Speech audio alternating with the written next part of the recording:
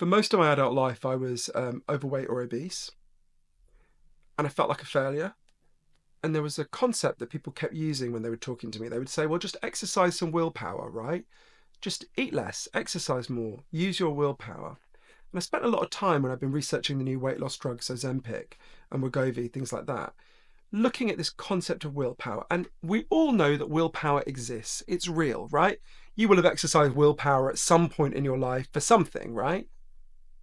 But we also know, if you look at the science, that we need to see willpower in a broader context.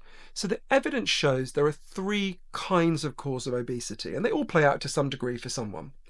The first kind of cause is biological.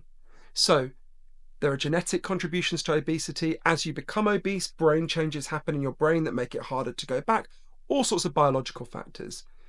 There are psychological factors that play out in overeating, things like comfort eating or trauma. And there are social factors that contribute to overeating, like the fact that our food supply system has changed, so we mostly eat processed and ultra processed foods, which undermine our ability to feel full. So the fancy technical term for this is the biopsychosocial model, right? Biological causes, psychological causes, social causes. Now, where does willpower fit into that?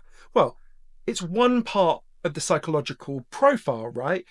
You can use your psyche to exercise willpower. But when you see it in that context, you begin to see, okay, willpower is real, but it's up against these much bigger forces. So the way I began to think about willpower is it's like having an umbrella in a bad storm. Some people, you give them that umbrella, they'll be able to run across the street and they'll get to the other side and remain dry.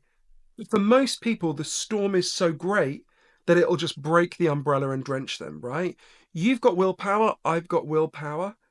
But these wider forces are besieging us: processed food, our own traumas, the way our bodies change as we become obese that make it harder to go back.